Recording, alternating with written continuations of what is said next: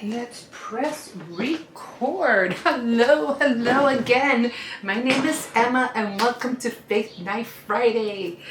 Okay, you know the drill. It's daylight, but by the time you get it, it'll be close to nighttime.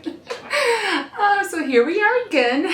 And I think tonight it's going to be a quick one because we are on,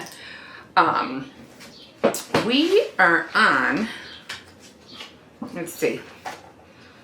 We are on 1 Samuel, and it's the last chapter in 1 Samuel, and then we're going to be getting into 2 Samuel. So let's jump in, okay? So in 1 Samuel chapter 31, where you going? Come here. It says, and this was the death of Saul and his sons. So as you know, when, this was, when King David was at his peak of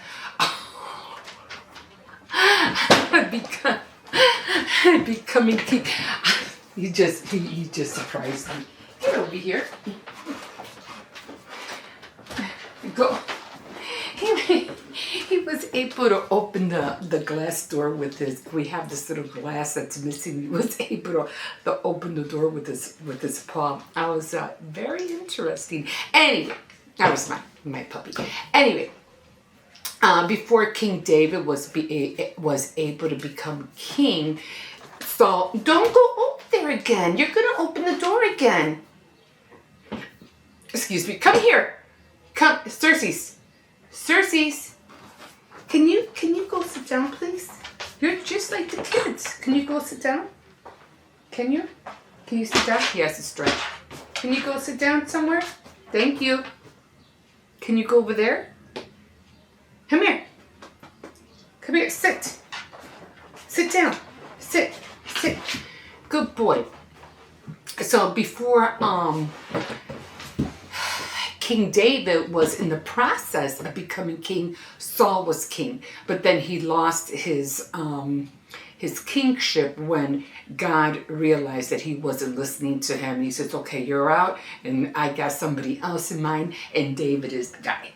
So he did everything that he did. He went through, all his battles, and, more like reluctantly, and was always the fallback guy. Like, he would always throw everybody else out there, but he wouldn't do it himself. And, and even when he finally got to David was, overpassed him, and everybody was yelling and screaming, yay, David, down with Saul, and that got him pissed so much that he wanted to kill David, and he was after him, like, I'm gonna kill him, and even went as far as, giving one of his daughters to David, and Michael. And then, even Michael, I think, was trying to help him, and Saul got mad at his own family.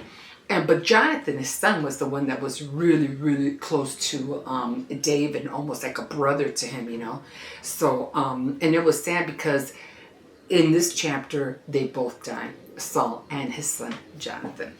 So, we're just going to jump in. The Philistines fought a battle against the Israelites on Mount Gilboa. Many Israelites were killed there, and the rest of them, including King Saul and his sons, fled. Including King Saul and his sons fled. But the Philistines caught up with them and killed 3 of Saul's sons, Jonathan, Abinadab, and Melchishua. The fighting was heavy around Saul, and he himself was hit by the enemy arrows and badly wounded. He said to the young carrying his weapons, draw your sword and kill me, so that these godless Philistines won't gloat over me and kill me. But the young man was too terrified to do it, so Saul took his own sword and threw himself on it. Now that was bad because in 2 Samuel, you'll find out what happened to that young man.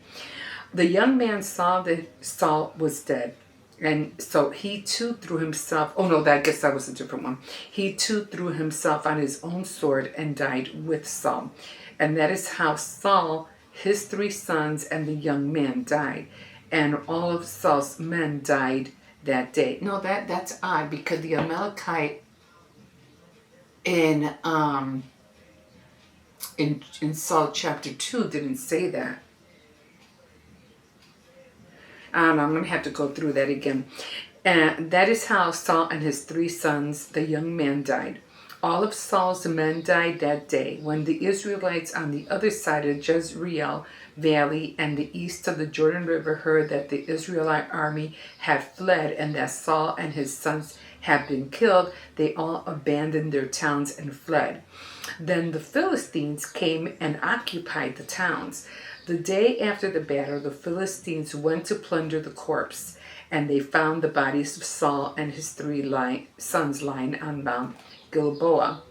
They cut off Saul's head, yikes, and stripped off his armor and sent messengers with him throughout the Philistines to tell the good news to their idols and to their people.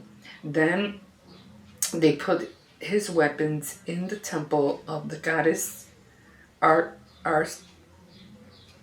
Astarte, and they nailed his body to the wall in the city of Beth Shan.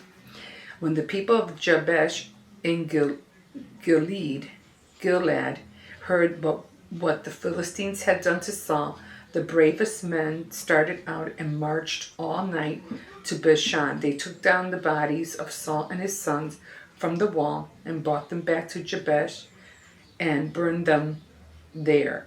Then they took the bones and buried them under the tamarisk tree in town and fasted for 7 days. And here, that's why I was, thinking about the soldier or the young man that killed when Saul said, "Kill me, because I don't want the Philistines, to think that they were the ones that conquered and killed me." So he wanted the young man to kill him. So he said, "No, forget it," and he just threw himself on his own sword. But then the young man saw that he was dead, and then he did the same thing. But in Samuel 2, it doesn't say that.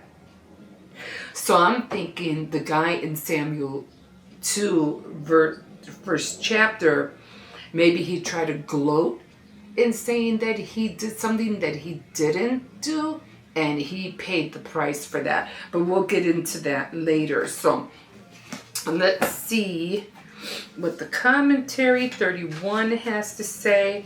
So 1 Samuel 31, David won the battle and divided the spoils.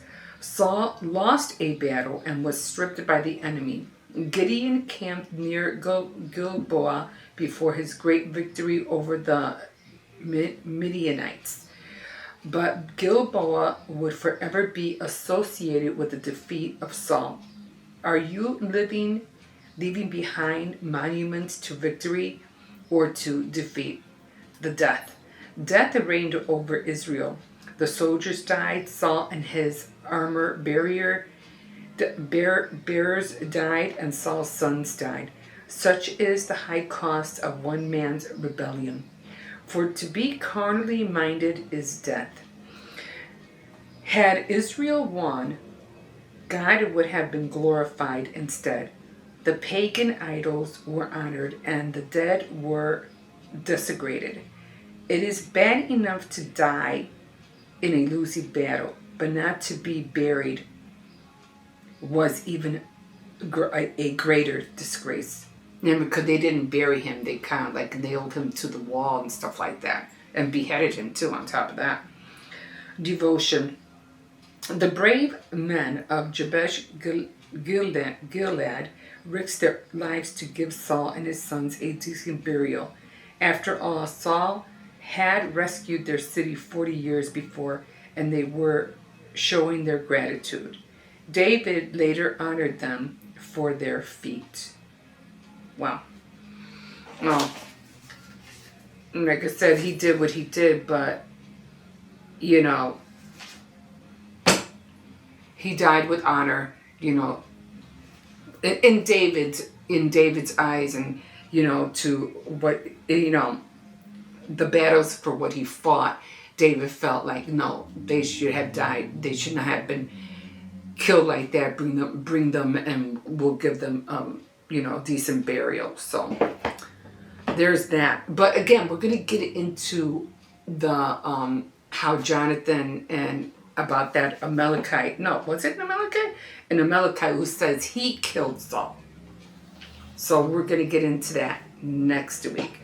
But there was something I wanted to share, and that was only because lately I've been walking around and seeing how people have been, like looking. And lately I've been seeing people look really, their countenance has been really, really low. Like everybody just looks so unhappy, like almost like lifeless. Like, I don't know. It just worries me. But and I'm like, well, I guess people really, in this day and age, we really don't know how to really live. And trying to live, free it's not easy. Trying to live free, it just isn't. And us trying to live free, or to live by living off of getting something for nothing, that's not the way we're supposed to be living. I always think about how would it have been if Adam and Eve never sinned? How would that have been? Like, I mean, to me, the body is beautiful. And, I don't even think we were meant to wear clothes, to be honest, because they didn't know they were naked until they fell into sin, right? I mean, I'm pretty sure down the line, eventually, they put I'm pretty sure Eve would have adorned herself with certain things. I can imagine the things she would have made, the clothes she would have made to look herself more presentable, But if you really think about it, we weren't meant to wear clothes. We were not born with clothes, So that kind of like really like, wow, really gets to me. But again, when they fell into sin, like, because of that, Jesus came, he died on the cross so that we could be free, so that we could live free. He made the ultimate sacrifice for that very reason. And we're free, we are. But people trying to live free for nothing, it's not going to work. It's not going to work. And I'm going to tell you why. Because in Genesis 17, let me go here. It's Genesis, what is it? Genesis 1. I think it's Genesis 1. Was it in Genesis 1? No, I think it was Genesis 2 or... Oh, it was in Genesis 3, 17 through 19. Okay? And this is what it says. It says, and he said to the man, you listened to your wife and you ate from the fruit which I told you not to eat. Because of what you have done, the ground will be under a curse. You will have to work hard all your life to make it produce enough food for you. It will produce weeds, thorns, and you will have to eat wild plants. You have to work hard and sweat to make the soil produce anything until you go back to the soil from which you were formed. You were made from soil and you will become soil again. So, in other words, we're free to do whatever we want. You're free to do whatever you want on this earth. But free to do nothing? is not one of them. You're not free to do nothing. That was thrown out the window when Adam and Eve sinned. Now you have to remember, they had the whole Garden of Eden. They didn't have to worry about they weren't worried about clothes. They weren't worried about food. They weren't worried. Everything was given to them freely. And all they had to do was one thing: don't eat from that tree. And they did. They didn't have to do a thing. They didn't have to work. They didn't have to scratch and struggle, they didn't have to scratch and struggle like we do now to live on this earth. In order to live in this earth, we have to scratch and struggle just to live on this planet. But Adam and Eve didn't have to do that. But they blew it. They blew it for all of us. And now, in order for us just to survive on this land, we have to literally scratch and struggle just to live on this earth.